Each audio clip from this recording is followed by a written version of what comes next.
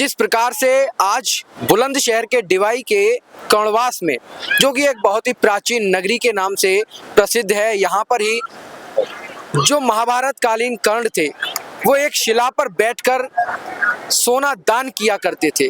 और आज यहाँ पर मेला है दशहरा का, और दशहरे के मेले पर जो सबसे मुस्तैद नजर आ रही है वो है एनडीआरएफ। एनडीआरएफ कहीं भी, चाहे देश हो या विदेश हो, जब भी किसी भी देश पर या अपने देश में ही कुछ ऐसी आपत्ति आ पड़ती है या फिर कोई आपदा आती है, तो सबसे पहले जो देश की एक आर्मी खड़ी होती है वो एनडीआरएफ होती है। और आज एनडीआरएफ के बैनर तले हम भी एनडीआरएफ के जवानों के साथ और उनके अफसर के साथ हम बैठे हैं। सर, क्या नाम है आपका? मेरा नाम उपनिरीक्षक जीडी रविंद्र कुमार है। अच्छा, आज पहले तो ये बताइए, आप दशहरा का मेला यहाँ पर मना ही रहे हैं साथ में, कैसा लग रहा है कर्णवास आकर? कर्णवास आके बहुत अच्छा लग रहा है। मेन सबसे पहले तो हमारे को आने के उपरांत हम यहाँ की स्टडी करी और एक बहुत रेस्पॉन्सिबिलिटीज फील हो रही है, क्योंकि इतने लोग यहाँ पे भारी मात्रा में आ रखे हैं। सुबह से लाखों की भीड़ यहाँ पे हम देख रहे हैं जब से हम यहाँ डिप्लॉय हुए हैं। तो सबसे पहले हमारे अंदर जो डेवलप होता है वो सेंस ऑफ सिक्योरिटी है कि लोगों की सुरक्षा करना।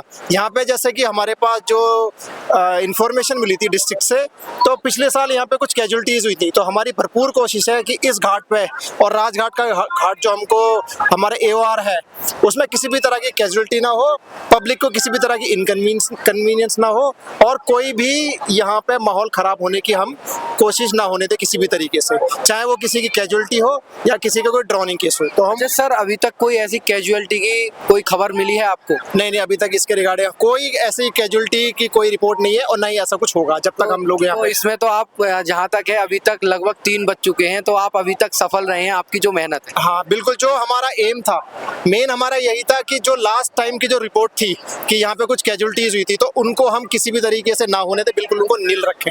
तो अभी तक हमने वो अपना एम अचीव किया है और होपफुली हमारे को अपने ऊपर कॉन्फिडेंस है कि हम उस एम को शाम तक भी अचीव करेंगे। अच्छा सर, कितने जवान आपके तैनात हैं इस मेले में? यहाँ हमारी पूरी 30 बंदों की टीम होती है, तो हमारी 30 बंदों की टीम यहाँ पे डिप्लॉय है, जो कि कर्णवास घाट पे और राजघाट के घाट पे डिप्लॉय है।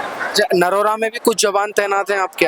नरोरा में हमें सिक्योरिटी पर्पज से, अपने बेस की सिक्योरिटी के हिसाब से हमें एक जवान छोड़ना पड़ता है, तो वो अपने हमारे कैंप की सिक्योरिटी करते हैं। अच्छा सर, ये जो हम देखते हैं कि अक्सर बैरिकेडिंग हो रही है और इन बैरिकेडिंग को बाहर करके, बैरिकेडिंग को लांघ कर लोग आ जाते हैं, इनको किस प्रकार से रोका जाता है आपके द्वारा? देखिए, जो भी अगर हमारे को इस तरह का व्यक्ति नजर आता है, हम विसल की मदद से, लोकल पुलिस की मदद से, क्योंकि लोकल पुलिस की हेल्प से काफ़ी आसान होता है हमारे लिए वो काम को करना, तो हम विसल की मदद से सिग्नल देते हैं उनको अपना उस बाउंड्री के अंदर जाने के लिए, और लोकल पुलिस की हेल्प से भी हम उनको अंदर अपने उस लिमिट के दायरे में भेजते हैं जहाँ पे उनका ड्रोनिंग का केस कम हो सकता है, जहाँ पे वो डूबने का उनका खतरा बहुत कम है। सर, जिस प्रकार से आप भी गंगा प्रहरी के रूप में आप लगे हुए हैं, और अब अक्सर हम देखते हैं कि आपदा में सबसे पहले जो आती है वो एनडीआरएफ आती है, उसके लिए हमारा चैनल भी आपका बहुत बहुत धन्यवाद करता है।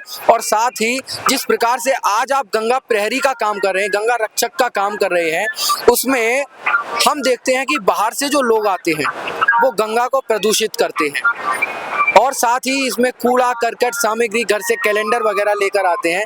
सर, आप एक संदेश हमारे चैनल के माध्यम से ये दीजिएगा कि आखिरकार ऐसे लोगों को कैसे जागरूक किया जाए? देखिए व्यूअर्स, ये खाली एक ये नदी नहीं है, ये हमारी वर्षों से हम सभी लोग गंगा को या किसी भी नदी को अपने अपने रीजंस के हिसाब से सभी को हम इनको माता का दर्जा देते हैं, माँ का दर्जा देते हैं।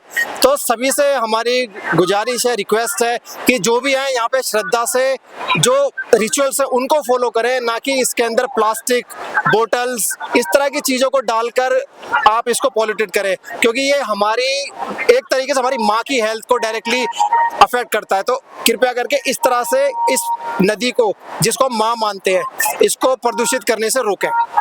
तो देखिए, ये थे हमारे साथ उप निरीक्षक जीडी एनडीआरएफ। और अक्सर हम अपने चैनल के माध्यम से भी बार बार आकर यह गुजारिश करते हैं कि आप गंगा आइए, गंगा में स्नान कीजिए, माँ के रूप में इनकी गोद में आकर आप बहुत अच्छा स्नान कर सकते हैं। हमने अभी देखा था सर कि कुछ लोग मोटर बाइक्स को लाकर यहाँ पर स्नान करा रहे थे, वो भी एक तरीके का कहीं ना कहीं प्रदूषण है, तो उनको रोक लगाने के लिए आप क्या कहना चाहते हैं? देखिए, अगर आपको इस तरह की व्हीकल्स को नहीं आने देना है तो आपको जो आउटर एयर पेरिफेरल है वहीं पे बैरिकेड करना चाहिए और वहीं पे इनके लिए पार्किंग की सुविधा उपलब्ध करानी चाहिए, ताकि इस तरह के जो व्हीकल है वहाँ पे पार्क भी हो और सुरक्षित भी रहे। उनको टोकन दिया जा सकता है, जो पार्किंग की स्लिप होती है वो दी जा सकती है, जिसकी वजह से उनका व्हीकल भी सुरक्षित रहेगा और यहाँ पे इस तरह से कोई भी एक्टिविटी भी नहीं हो पाएगी कि कोई बंदा अपना पर्सनल व्हीकल यहाँ पे लेके आ सके। तो देखिए, हमारे चैनल के माध्यम से और हम भी अब एक नया अभियान चलाने वाले हैं।